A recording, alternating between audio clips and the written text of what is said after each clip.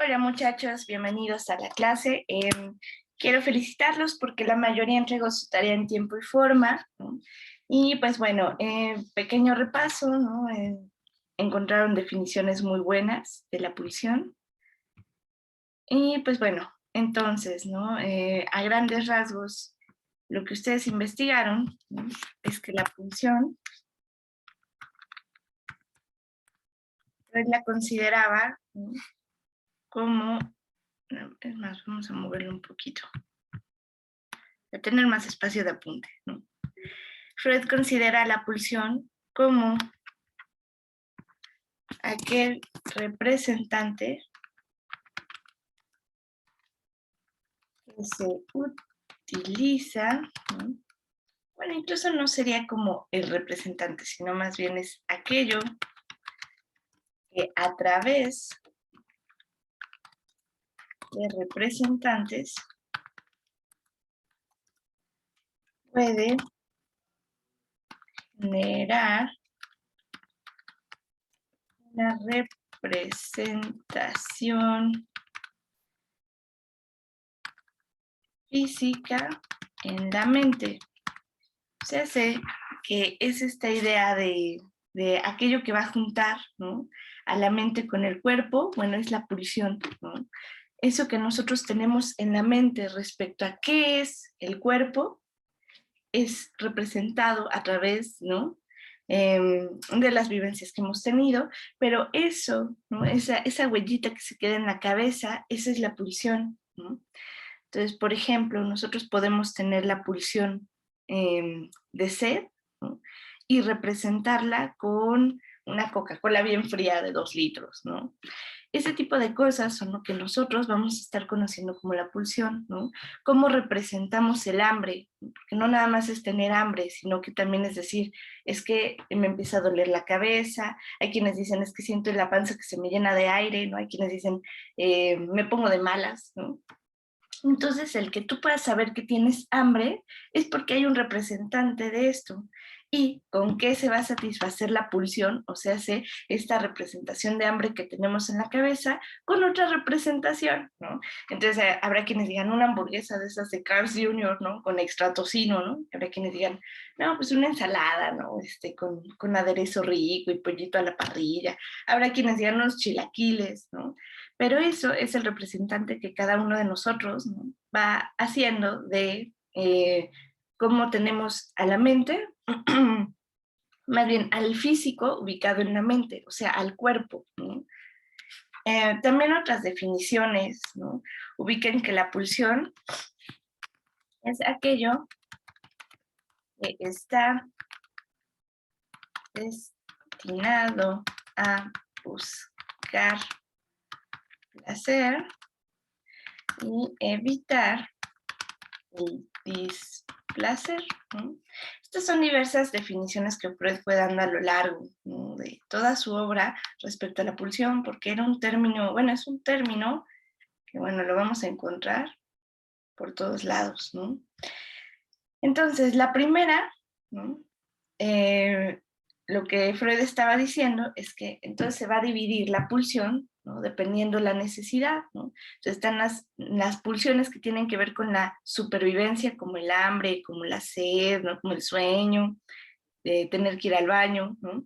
Y por otro lado estaban las pulsiones que tenían que ver con la búsqueda de lo placentero. A estas pulsiones las llamo pulsiones sexuales, ¿no? Esa división de pulsiones de supervivencia o digamos, enfocadas a que el ser sobreviva, y las pulsiones que están en la búsqueda de lo placentero, que llamo pulsiones sexuales. Después, ¿no? Sus ideas fueron cambiando, ¿no? Y junto a las pulsiones sexuales con las pulsiones de supervivencia, ¿no? Y las conoce como pulsiones sexuales a ambas, ¿no? ¿Por qué? Porque hacen que la pulsión busque objetos, ¿no? Y por otro lado está la pulsión de muerte, ¿no? Que para Freud, ¿no? La pulsión de muerte tiene que ver con esta idea de regresar al cero absoluto, ¿no? O sea, no movimiento, sino que se estanca, ¿no? Aquello que te hace moverte, ¿no? no se mueve, entonces más bien va en retroceso, ¿no? Como si estuviera buscando otra vez esa sensación, ¿no? De no necesidad, de no dolor, ¿no? De no movimiento. Y esto, bueno, tiene su origen, ¿no? En la vida intrauterina, ¿no? En ese momento no había por qué estar preocupados si hacía frío, si teníamos hambre, porque todo se nos daba, no teníamos que mover un solo dedo, ¿no? Si queríamos lo hacíamos, pero no teníamos que hacer absolutamente nada, ¿no? Para conseguir satisfacción, ¿no? El vientre nos lo proporcionaba todo. Entonces, dice Freud, es una búsqueda constante de ese momento de calma, de paz, ¿no? Entonces, ¿cuál es el único momento en el que no vuelve a haber ninguna necesidad? ¿No? Porque uno pensaría, ¿no? Eh, lo que nos hace estar vivos, ¿no? Es la satisfacción, pero no, lo que nos hace estar vivos es esa tensión que nos mueve a buscar cosas, ¿no? Entonces, la tensión, o sea, cuando la pulsión de vida llega a movilizar, no es agradable. Uno no se siente bien teniendo hambre, teniendo ganas de ir al baño, teniendo sueño, ¿no? Entonces uno se mueve para buscar las satisfacciones y en ese desplazamiento, ¿no? Han escuchado esta frase, ¿no? De lo que importa es el camino, no la meta. Bueno, el camino hacia la satisfacción es lo que te hace estar vivo. Pero hay una parte de nosotros que también esperaría no tener que hacer nada de eso, ¿no? Y entonces es cuando de repente tienes que entregar tu tarea, ¿no? Pero te gana la pulsión de muerte, ¿no? Y empiezas a procrastinar, no haces nada, ¿no? Es esta idea de nosotros, la idea de satisfacción absoluta, la podemos incluso representar, ¿no? Como esta idea de después de haberte comido la hamburguesa, ¿no? Y ya estás tumbado en tu cama sin hacer nada, todo panzón, ¿no? Y ya, no te quieres ni mover, ¿no? Eso es pulsión de muerte, ¿no? Es curioso porque la pulsión de vida mueve a que busques objetos para con la ilusión, ¿no? Del cero absoluto. Y dice Freud, ¿en qué momento de la vida no había ninguna presión? Bueno, en la vida intrauterina, pero en vida, ya después de haber nacido, ¿en qué momento no hay nada? ¿No? Pues ya hasta la muerte, ¿no? Entonces, esta búsqueda también de lo mortífero, ¿no? También vamos a pensar que de ahí viene la compulsión a la repetición, ¿no? O sea, esto quiere decir, ¿no? Terminaste con el novio alcohólico que te golpeaba, ¿no? Y a los 3 meses, ¿no? Como dice como dice el Chavo del Ocho, ¿no? Ya iba el perro arrepentido, ¿no? Y vas y regresas con ese hombre, ¿no? Y otra vez te vuelven a golpear, vuelven a terminar y vuelven a regresar, ¿no? O esta idea de las personas que no pueden dejar de fumar, ¿no? No pueden dejar de tomar, o no pueden dejar de tomar malas decisiones, ¿no? Es esta idea de tú solito te metes el pie. Esa es la compulsión a la repetición, ¿no? Tratar de regresar y volver a revivir una satisfacción que ya no está presente, pero ahí vamos, ¿no? A querer repetir, ¿no? Exactamente igual. De ahí va a venir el concepto de fijación, ¿no? La fijación es una forma, ¿no? De expresar pulsión de muerte, porque es tratarte de regresar a estados de satisfacción anteriores, ¿no? Entonces, ¿qué pasa? Uno se asusta, ¿no? Y empiezas a chuparte el dedo, ¿no? Como un niño pequeño, ¿no? O te pones en posición fetal, ¿no? Estas ideas de cuando uno se angustia y va a comer, ¿no? Como un bebé, ¿no? Al que la única satisfacción y forma de quitarle la insatisfacción, ¿no? Era comiendo. Entonces hay personas que se angustian y van y asaltan el refrigerador, ¿no? O esta idea de uno estaba angustiado y estaba llore y llore y tu mamá te dormía. Entonces ante cualquier provocación o cualquier situación difícil, uno va y se duerme, ¿no? Uno dice, ¿cómo? Te acabas de enterar que tu papá le dio COVID, ¿no? Y empieza uno, qué sueño, ¿no? Y vas y te duermes. Eso es porque son regresiones. Buscamos estados placenteros anteriores, ¿no? Movilizados por la pulsión de muerte, ¿no? Buscar otra vez el cero absoluto. Ese momento en donde antes de que supiera que mi papá tenía COVID, ¿no? Quiero regresar, ¿no? Prefiero dormirme. Estas ideas son freudianas, ¿no? Pero bueno, pulsiones de vida, pulsiones de muerte, es un tema un poco más avanzado, ¿no? Realmente me interesaría que viéramos todo esto, si a ustedes les interesa, ¿no? Leerlo directamente de Freud, que sería lo óptimo, lo pueden buscar en su texto, ¿no? Que se llama Pulsiones y Destinos de Pulsión. Entonces ahí da una definición, da características y dice ¿Qué pasa con la pulsión? ¿No? Puede llegar hasta, por ejemplo, la satisfacción, ¿no? Entonces está la pulsión de hambre, y entonces te comes tu hamburguesa y ya, no pasó nada, ¿no? Porque se pudo cumplir el deseo, ¿no? Hay otras ocasiones en las que cumplir el deseo está un poco más complicado, porque vamos a ver, ¿no?, que hay ciertas pulsiones que mueven al deseo a cosas que si nosotros las cumpliríamos o las cumpliéramos, serían muy angustiantes para la mente, mucho más que no recibir la satisfacción. ¿Cómo es esto, Miss? ¿En qué situaciones? Bueno, podemos pensarlo en esta idea de cómo me gustaría tener una pantalla de estas 8K de 50,000 pesos, ¿no? De 60,000 pesos, 70,000 pesos. Y uno dice, bueno, pero no tienes el dinero para comprarla. Ah, pues tómala de la tienda, ¿no? Entonces, de repente, ante la idea de robar una tienda, uno puede decir, no, pues qué miedo, ¿no? Porque qué tal si me cachan, qué tal si me meten a la cárcel, qué tal si entonces se la cobran a mi familia, qué tal si van y me rompen las piernas, ¿no? O sea, entonces empieza a haber consecuencias que, pues claro, uno puede imaginarse porque sabes cómo es la vida, ¿no? Y dices, es que estaría mucho peor, ¿no?, en la cárcel, ¿no? Con todas las consecuencias malas, que ahorita, ¿no?, imaginándome qué bonito sería tener la tele, ¿no? Entonces, digamos, hay cosas y deseos que no siempre pueden llegar a la realización, ¿no? O sea, su satisfacción, porque si no serían muy violentas, ¿no? Por ejemplo, no hemos visto ese tema, pero el tema de las etapas de desarrollo, ¿no?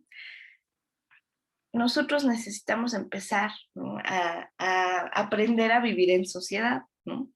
Entonces antes un bebé, ¿no?, siente malestar, se hace del baño, ¿no?, o sea, caga y ya se siente a gusto. Pero si nosotros de repente nos empezamos a sentir mal, ¿no?, nos llega el retortijón, ¿no?, pues no vas a hacer popó, ¿no? No vas a cagar a la mitad de la plaza, ¿no?, donde están todos. Uno dice, tienes que aguantarte porque si tú te haces del baño aquí en la plaza, sería mucho peor, ¿no?, la consecuencia de haberte hecho del baño aquí a la mitad de la plaza donde están todos, que esperarte un poquito y tratar de llegar al baño, ¿no? Entonces, esa es como la situación donde no siempre la satisfacción puede ser inmediata, a veces se tiene que postergar. En otras ocasiones no se puede, ¿no?, ni vivenciar, porque, por ejemplo, ¿no?, pensamos, mamá es la que nos introduce al mundo de lo sexual. ¿Cómo es esto? Sí, porque acuérdense, sexual tiene que ver con satisfacción, ¿no? La satisfacción no nada más es genital, ¿no? La satisfacción también puede ser, por ejemplo, vestirte como te gusta. ¿Cómo elegir la blusa que me gusta y ponérmela? ¿Es sexual? Sí, es sexual, ¿no? Em, Comerte la fruta que más te gusta, ¿no?, y disfrutarte tu coctelito de frutas, eso es sexualidad, ¿no? Porque tiene que ver sexualidad en términos amplios con satisfacción, ¿no?, con esta sensación de gratificación, ¿no? Entonces, ¿no?, cuando no se puede, podemos postergar un poco. Esto habla de nuestra capacidad de tolerancia a la frustración, ¿no? Ahorita no, después veremos, ¿no? Otro destino de la pulsión puede ser, por ejemplo, cuando nosotros no podemos cumplir esos deseos, ¿no?, porque serían muy angustiantes. Entonces nos estamos topando con esta idea de que mamá es la que te presenta el pecho, te presenta la satisfacción oral. Después mamá no es la que te va a introducir al mundo de lo sensual, ¿no?, de lo sensorial, porque escuchas su voz, ves su rostro, sientes sus caricias, ¿no? Entonces mamá se vuelve un representante de amor, ¿no?, de satisfacción, de algo que está ahí para cuidarte, ¿no? Conforme vamos creciendo, ¿no?, esta idea de la sexualidad va empezando a aumentar, ¿no? No nada más se va a quedar en los sentidos, sino que también va a llegar a impulsos genitales, ¿no? Y entonces entramos en toda esta fase fálica, ¿no? Donde dice Freud que va a venir el complejo de Edipo, que va a venir el complejo de castración, ¿no?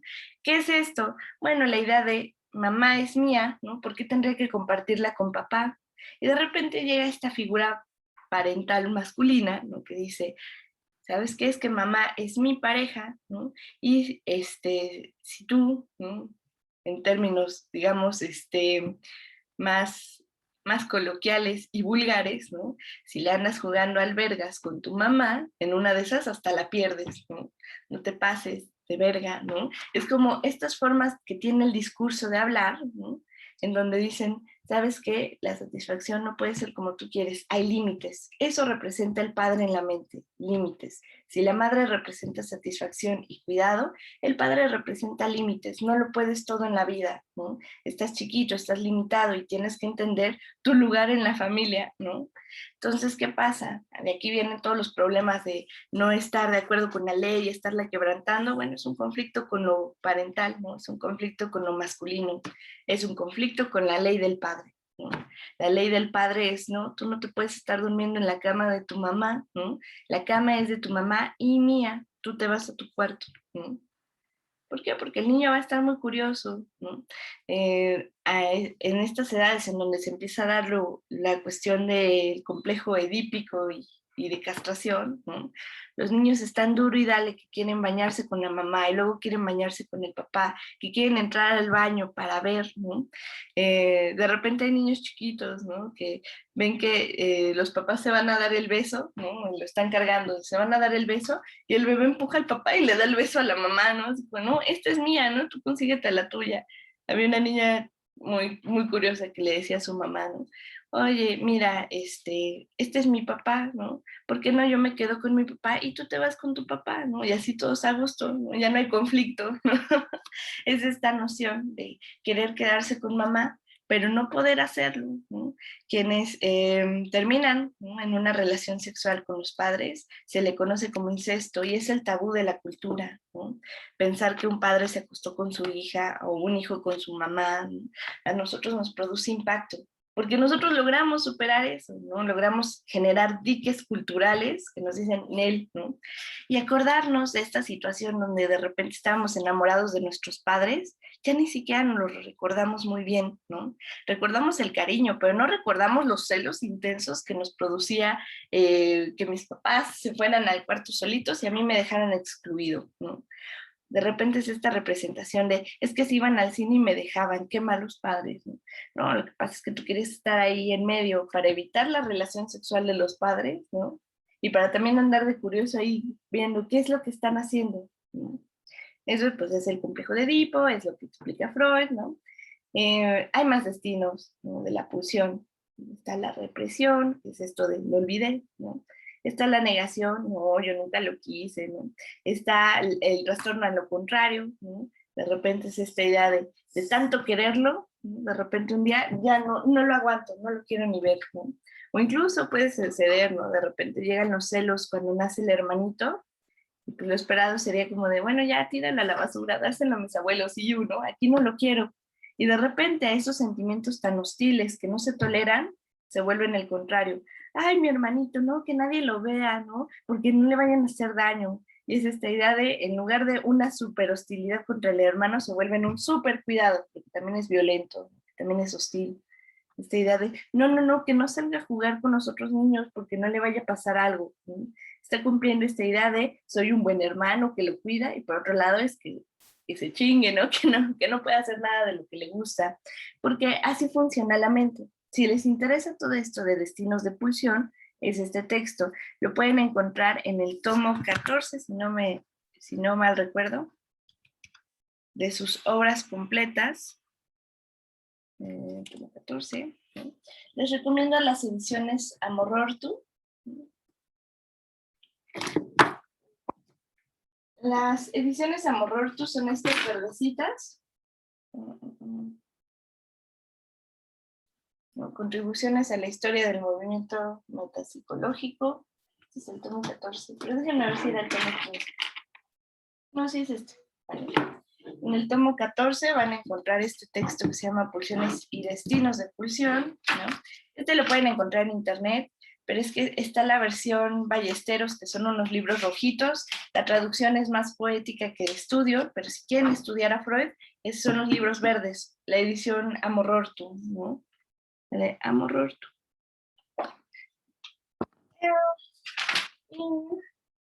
Pulsiones y Destinos de Pulsión, ¿no? Acá lo van a encontrar en la página 105. Es un texto que vale mucho la pena. Pero bueno, dentro de esto, ¿no?, que estamos explicando, lo interesante sería pensar en las características que da Freud de la pulsión, ¿no? partir de la definición. La definición que Freud va a dar de pulsión en este texto va a ser la siguiente, ¿no? La pulsión, ¿no?, es una energía que mueve al organismo y que requiere de un objeto para la satisfacción. Entonces, a partir de esta definición, Freud va a definir características. Entonces, la primera es que es una energía. Esto quiere decir que la primera característica, ¿no?,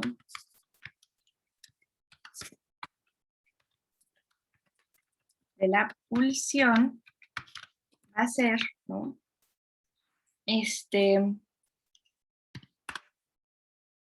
que al ser una energía tiene una fuerza, un empuje. ¿Con qué fuerza viene la pulsión?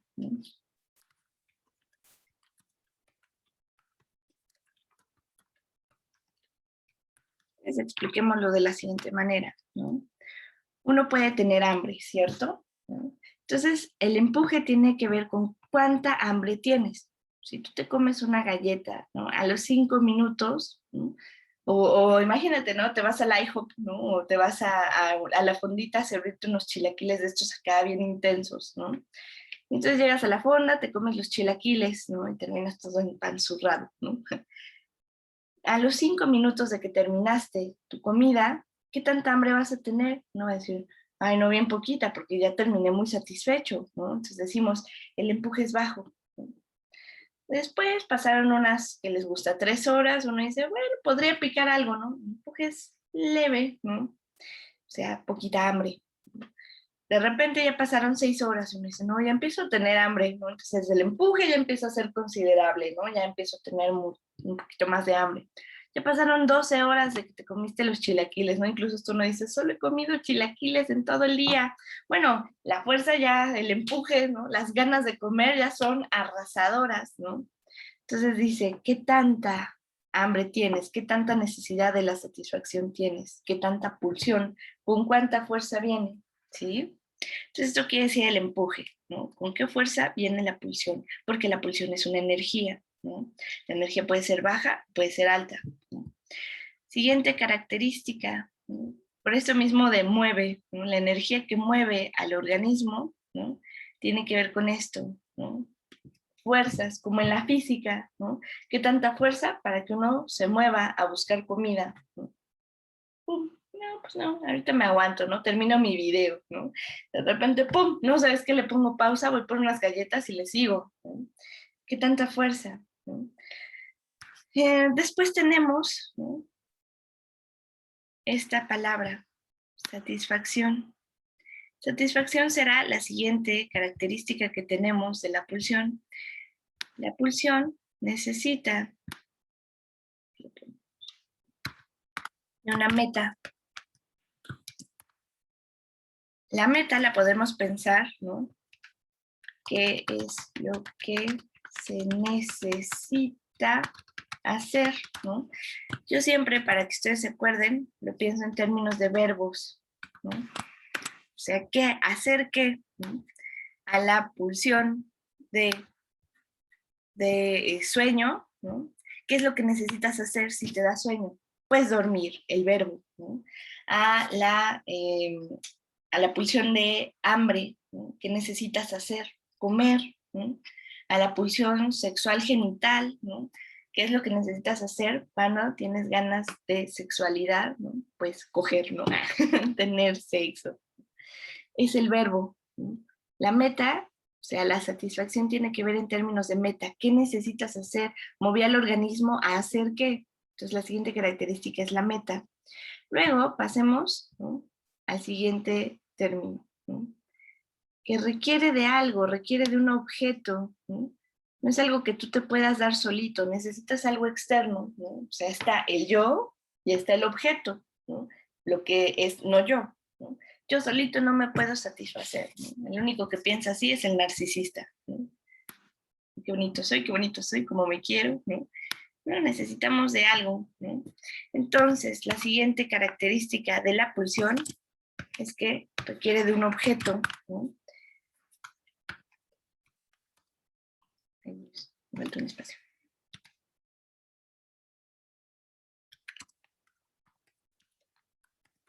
Si lo pensamos así, objeto, ¿con qué se satisface la pulsión? ¿No? Aquí le vamos a poner, ¿no? Como dijimos, para pensarlo en verbo, ¿no? Acá lo vamos a pensar en términos de contingente. Contingente, para quienes no conozcan esta palabra, ¿no? Porque me he topado con que es una palabra que no es muy común, ¿no? Contingente tiene que ver con que cambia, ¿no? Decimos, estamos en contingencia de salud, ¿no? Nuestros hábitos de salud cambiaron, ¿no? Estamos en una contingencia ambiental, el clima cambió, ¿no? Hay una contingencia porque hay un tráfico tremendo acá, ¿no? No tiene que ver con que sea una marcha, sino que más bien hubo un evento fuera de lo común, ¿no? Que hizo que cambiara. Entonces, la palabra contingente tiene que ver con cambio, ¿no? O sea, una de las mejores características que pudo haber, ¿no? Para nuestra mente es que la pulsión requiere de objetos que pueden ser cambiantes. Nos salvamos, ¿no? ¿Por qué? Porque finalmente uno puede decir, ¿sabes qué? Tengo mucha hambre. Un hambre así tremenda de estas tortas de milanesa con queso, ¿no? Y rajitas, y hasta la describes a la perfección como quieres tu torta, ¿no? Dices, mi objeto de satisfacción es esta torta, así es como me la imagino. Llegas al puesto de las tortas y ya se acabó la milanesa, ¿no? Y uno, no manches, ¿no? Ya tenía desde ayer en la noche, ¿no? Pensando que me iba a desayunar mi torta, ¿no? Y ya hasta había ahorrado mis centavitos para esa torta en específico. Bueno, si uno tiene la capacidad como para poder cambiar su objeto, ¿no? Decimos, no hay torta de milanesa, ¿no? Pero pues hay de jamón, hay de lo que se les antoje, ¿no?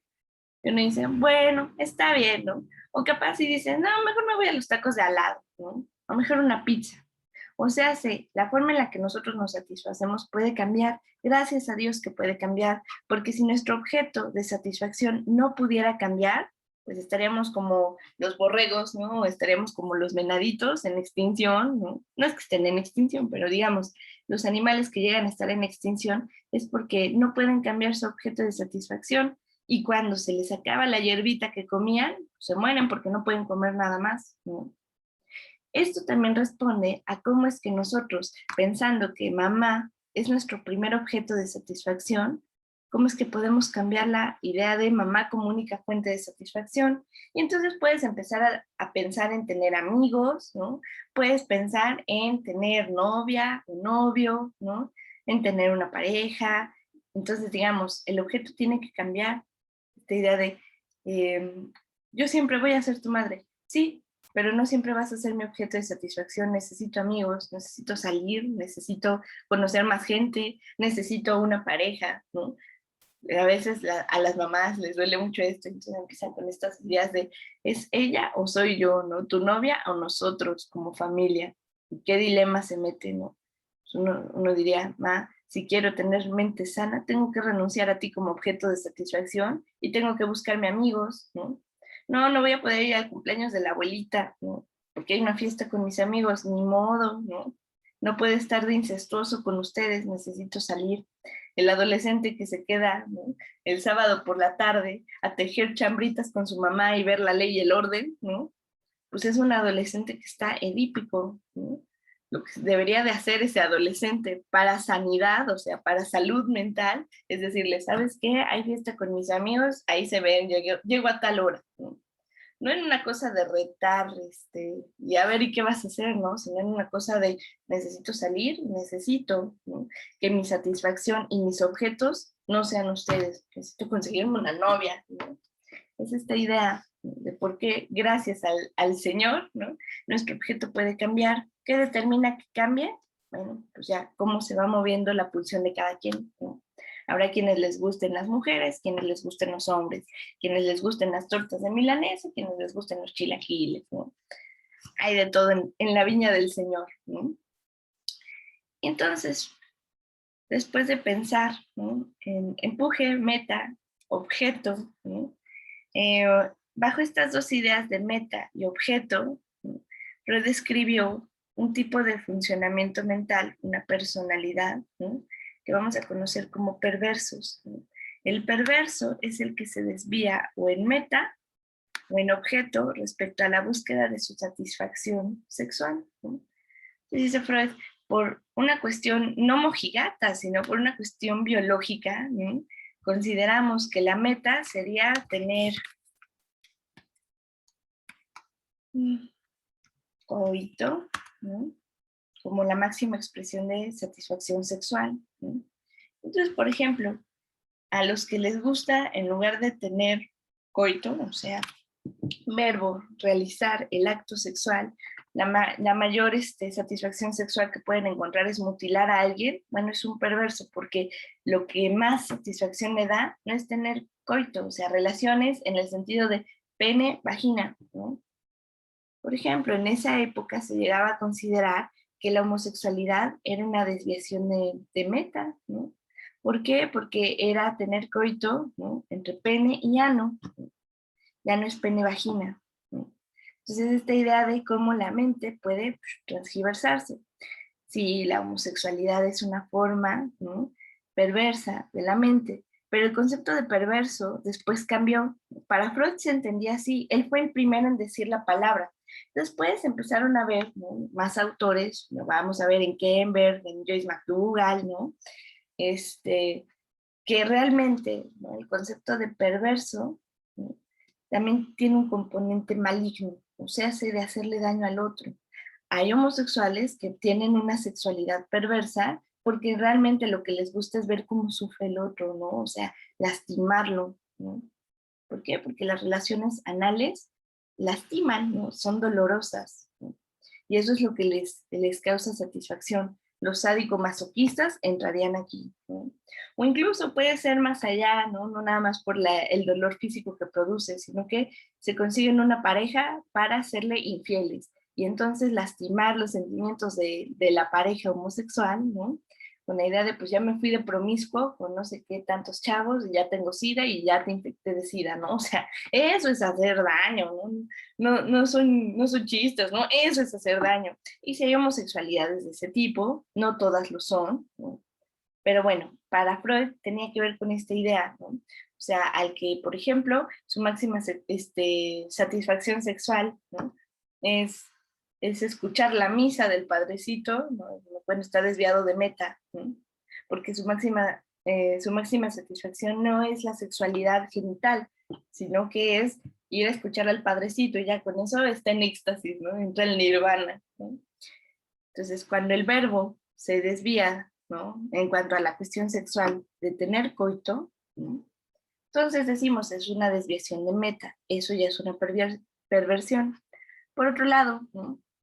Estamos hablando de el objeto, ¿no? El objeto, en cuanto a satisfacción sexual, o sea, estamos hablando de cuestiones genitales, ¿no? Se esperaría que fuera un objeto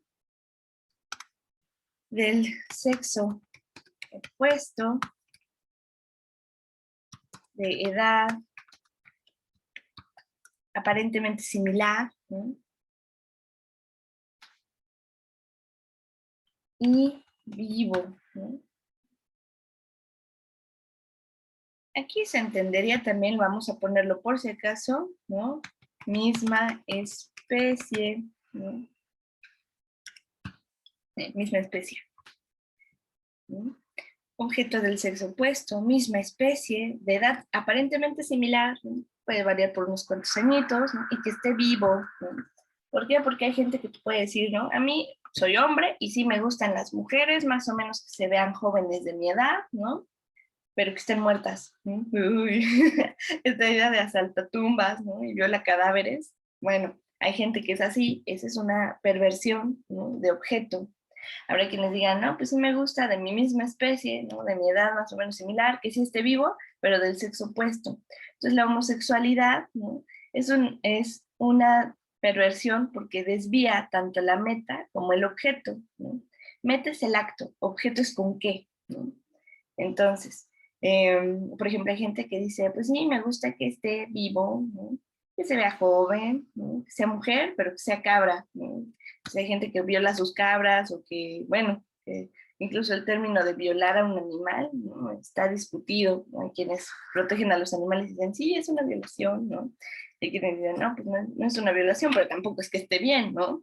Una violación tiene que ver con un término de cómo abusas de otro ser humano. Pero bueno, tema de discusión, no nos metemos en esos conceptos ahorita. Lo que me interesa es que entiendan, ¿no? Puede ser que, por ejemplo, ¿no? Ni siquiera sea como tal un objeto vivo, ¿no? Sino que está el que se masturba con tacones de mujer, ¿no? O sea, frotando los tacones contra su pene, ¿no? Que hay cada cosa rara en esta vida, ¿no? Que eso se consideran perversiones. Por ejemplo, los que practican el froteurismo, ¿no? Se suben al metro a frotarse contra las chicas, ¿no? O, por ejemplo, el exhibicionista, ¿no? Que va y abre la gabardina, ¿no? Y está desnudo, ¿no? Para causar impacto visual. O, por ejemplo, no nada más está el voyerismo, digo, el exhibicionismo, sino también está el voyerismo, ¿no? El que se excita espiando a la gente, ¿no? Anda viendo por las ventanas de la casa con sus binoculares, ¿no? Para ver qué se encuentra. Y esas son desviaciones, ¿no? Tienen que ver respecto a lo sexual, ¿no? Y se explican por esto, ¿no? Es como de algo falló, ¿no? En la forma en la que tenías que configurar tu deseo, ¿no? Porque mujeres hay muchísimas, no te estoy diciendo que tenga que ser con una en específico, hay muchas mujeres, ¿no? Habrá millones de coitos, ¿no? Pero qué curioso que hay personas que se estructuran de maneras diferentes, ¿no? En cuanto a su búsqueda de la satisfacción. Freud se dedicó toda su obra a explicar qué pasa con estas personas, ¿no? Y con los neuróticos, ¿no? No nada más los perversos. Pero bueno, tema para otro momento, ¿no? Y la última característica, ¿no? De la pulsión que Freud da en este texto, Pulsiones y Destinos de Pulsión, perdón, tiene que ver con esta palabra, organismo, ¿no? Dice, si estamos diciendo, ¿no? Que es el representante, ¿no? Físico en la mente, pues bueno, entonces va a tener que ver con la corporeidad esta última característica, ¿no? ¿Cuál es la fuente, ¿no? Fuente tiene que ver con de dónde brota, de dónde emana, ¿no? ¿Cuál es el origen? Y entonces estamos diciendo, ¿no? Del cuerpo, ¿no? Entonces, fisiológico. Esto quiere decir, ¿no? Así como teníamos esta idea de verbo contingente, entre paréntesis aquí para que entiendan de qué estamos hablando, ¿no? ¿Cuál es el órgano que está implicado en la pulsión? ¿No? ¿De dónde emana, de dónde sientes que sale la necesidad, de dónde sientes que sale el empuje, la fuerza, ¿no? Entonces decimos, pues piénsalo en términos del órgano. Cuando tenemos esta noción, ¿no? de hambre, ¿no? Lo ubicamos en el órgano del estómago, ¿no? La necesidad de respirar la ubicamos en los pulmones, ¿no? La necesidad sexual de tener coito la ubicamos en los órganos sexuales, ¿no? Pene, vagina. Entonces, aquí está, ¿no? La unión con el tema de organismo, con el tema de cuerpo, ¿no? Sí lo podemos ubicar en lugares corporales. Entonces, estas son, ¿no? Las 4 características de la pulsión, ¿no? Para que nos quede un poquito más claro el término de pulsión, ¿no? Si les interesa este tema, les recomiendo mucho leerlo, ¿no? Lo pueden encontrar en internet, buscas tomos de Freud Amor Ortu, buscas tomo 14, y luego te aparece todo el PDF y ahí buscas, ¿no? En la página 105, pulsiones y destinos de pulsión. Si no lo encuentran, también pueden escribirme, yo se los puedo subir a Classroom, ¿no? Pero pienso que así es más sencillo, ¿no? Y no les consume espacio en sus dispositivos electrónicos. Eso. Entonces, bueno, esto era su tarea, ¿no? Una pequeña explicación más amplia, ¿no? Para la siguiente clase, quiero que busquen la biografía de Melanie Lane, ¿no? Y que busquen, ¿no? El concepto, así como buscaron el concepto de pulsión, quiero que busquen ahora el concepto de fantasía, Pero ahora en términos de Klein, ¿no? ¿Qué dice Klein sobre la fantasía? ¿Por qué ese va a ser nuestro siguiente tema de clase? ¿Vale? Nuestro siguiente tema va a ser hablar de las funciones mentales. Entonces vamos a ver cuál es el origen, por ejemplo, de la percepción, de la sensación, de la memoria, de la atención, ¿no? Y para terminar este tema hablaremos de otro autor, pero quiero que busquen esto, ¿vale? Porque vamos a empezar a hablar de funciones mentales. Nos regresaremos un poco, esta es su tarea, biografía de Klein y qué es la fantasía para Klein, ¿vale? Para empezar nuestro siguiente tema, que es funciones mentales, ¿no? Para terminar la clase del día de hoy, me gustaría hablar de un último tema de Freud, que son las tópicas, ¿no? Freud divide el funcionamiento de la mente, si estamos hablando de funciones mentales, pues vale la pena hablar de esto, ¿no? En dos esquemas, ¿no? Su primer esquema, o lo que vamos a conocer como la primera, ¿no?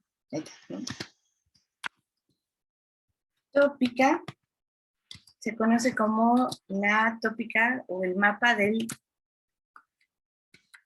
iceberg, ¿no? Dice, la mente funciona como si fuera un iceberg. Esto quiere decir, ¿no? Nuestra mente, ¿no?, es como un bloque de hielo flotando en el mar, ¿no?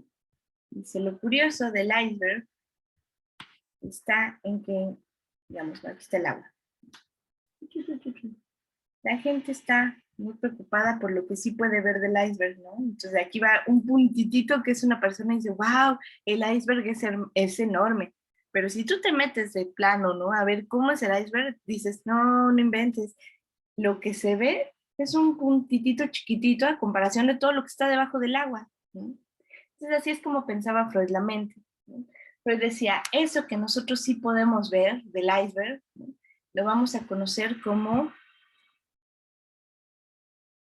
el consciente, ¿no?, que se abrevia C mayúscula, C minúscula, ¿no? Entonces aquí en el consciente está toda esta sección, ¿no?, de aquello que nosotros sí conocemos, que sí podemos pensar, que sí podemos ver.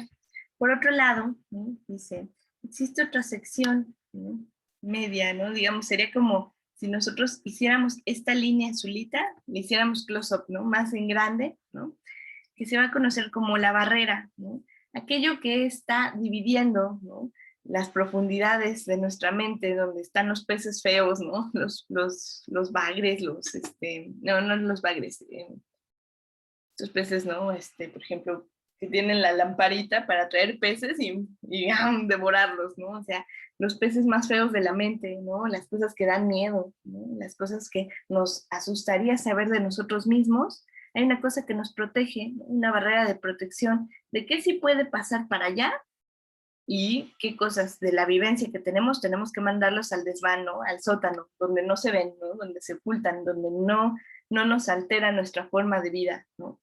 Entonces dice, esta sección que nos protege, ¿no?, y va a dividir a la mente, lo vamos a conocer como preconsciente, ¿no?, y se abrevia PCC. El preconsciente, digamos, es como en el fútbol americano, ¿no?, la barrera de defensa, ¿no? Entonces vienen los deseos, ¿no?, que no toleramos y le dicen, no, espérate ahí, regrésate, ¿no? Esto no se puede expresar.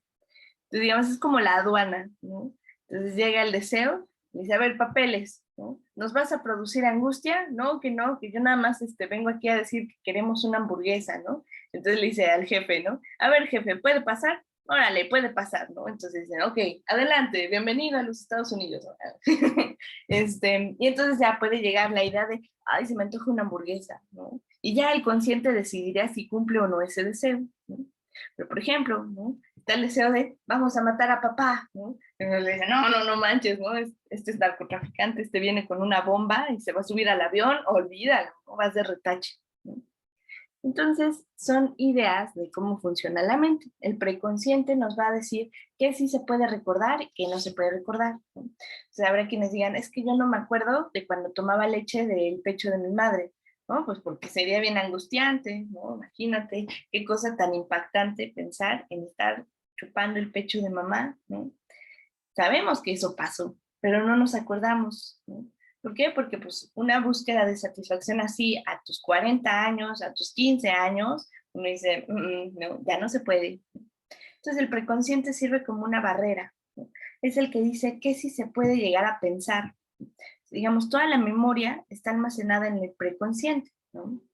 ¿Por qué? Porque de repente hay cosas que sí podemos recordar, ¿no? Por ejemplo, ahorita no estamos pensando en cuándo es nuestro cumpleaños, pero si nosotros decimos, a ver rápido, ¿cuál es nuestro cumpleaños? Era algo preconsciente, ¿no? Que se volvió consciente. Era fácil de volver consciente, ¿no? ¿Cómo se llama tu mamá? Ah, fácil de volver consciente, ¿no? ¿Cuántos hermanos tienes? Ah, bueno. Se vuelve consciente fácilmente, esperaríamos, ¿no? Si no, uno dice, qué angustia de tener hermanos, ¿verdad? Entonces, todo lo que está angustiante, ¿no? Es la mayor parte, si se dan cuenta, ¿no? De la mente. Esta sección es la más grande, que son las profundidades, ¿no? Que es donde uno bucea ya con criaturas marinas temerosas, ¿no? Temibles, ¿no? Pero él lo conoce como el inconsciente, ¿no? Y inconsciente se abrevia ICC, inconsciente. Sí, sí, sí, sí, sí, sí. No. Y dice Freud, bueno, si realmente nos interesa estudiar la mente, ¿no?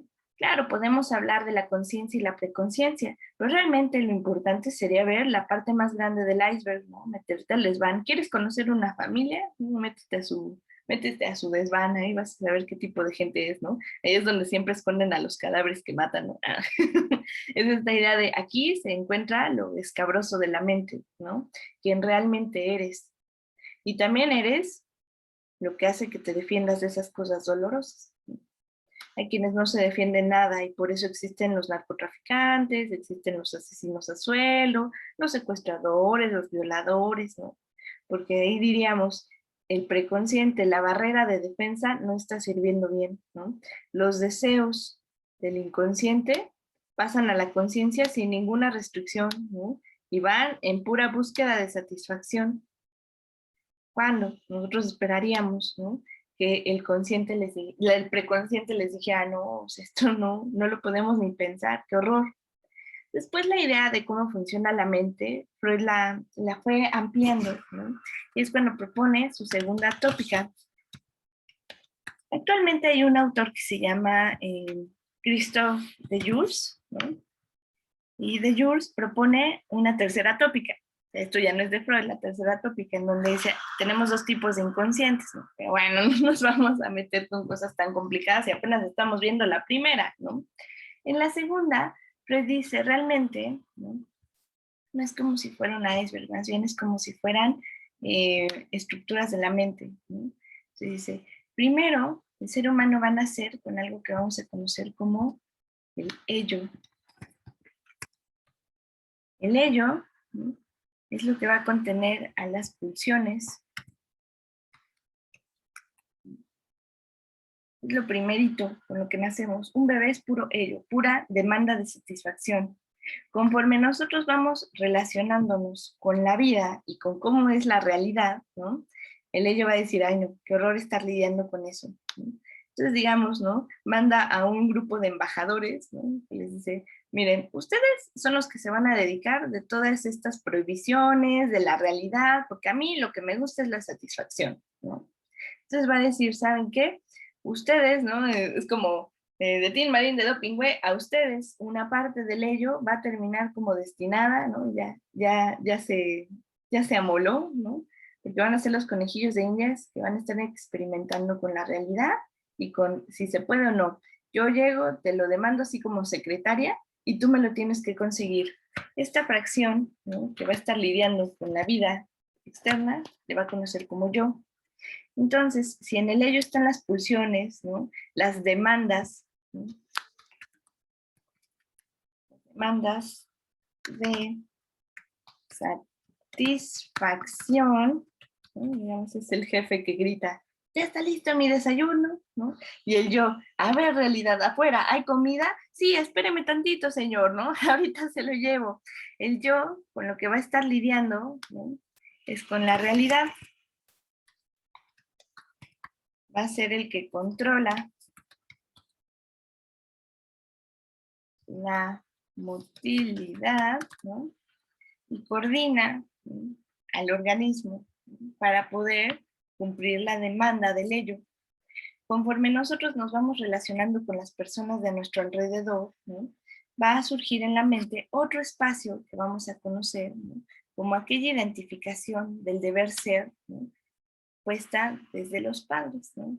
Eso que nuestros padres nos exigen, ¿no?, que seamos, eso que digamos también es el ideal de lo que nosotros queremos llegar a ser en algún momento en la vida, ¿no? Y se va a apuntalar sobre estas dos. Esta tercera sección, ¿no?, se va a conocer como super yo, ¿no?, va con acento. Y el super yo, ¿no?, es el ideal de lo que queremos llegar a ser. Ideal del yo y la identificación, ¿no?, con la figura del padre o de los padres, que implican límites, ¿no? Entonces, esta idea de, también es una finalidad de cuidar los ideales, ¿no? Entonces, por ejemplo, esta idea de, ¿sabes qué?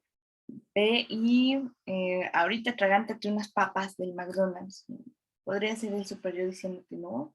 A mí me dijeron que siempre tenía que comportarme como señorita, eso va en contra de mí, y la forma en la que yo tengo para defender los ideales de quién soy yo, ¿no?, y de lo que quiero llegar a ser, es a partir de algo tremendo que vamos a conocer como culpa,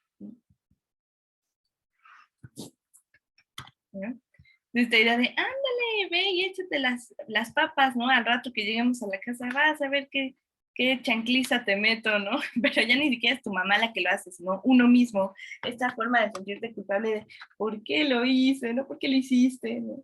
¿Por qué fuiste y te comiste las papas? ¿No? Ahora, y viene toda la culpa de, te vas a sentir gorda, qué fea, ¿no? De seguro la gente se está burlando de ti. Todas esas sensaciones que de repente uno piensa de, qué terrible, ¿no? Son enviadas por el super yo para que el yo sienta culpa y no las vuelva a repetir y no vuelva a amenazar el ideal del yo, ¿no? Eso que te genera culpa, ¿no? Puede ser del físico, puede ser intelectual, puede ser de las cosas que dices, ¿no? Etc., ¿no? Cada quien ha estructurado su super yo de una u otra forma, ¿no? Tienen que ver con esto, ¿no? Entonces, cualquier duda que tengan, de todas maneras, me la pueden comentar, ¿no? Dice Freud, no descartamos la primera tópica, sino que la vamos a agregar a la segunda tópica, ¿no? Entonces vamos a pensar lo siguiente, ¿no? Todo lo que tiene que ver con el ello y aspectos del super yo, unos cuantos, si se dan cuenta, no todos, unos cuantos, lo vamos a ubicar, ¿no?, en la sección inconsciente. Hay una sección, ¿no?, que tenemos nosotros conscientes de lo que no podemos ser porque nosotros nos angustiaría mucho, ¿no? Y esto que va a controlar la defensa, ¿no?, para que no llegue a angustiarnos.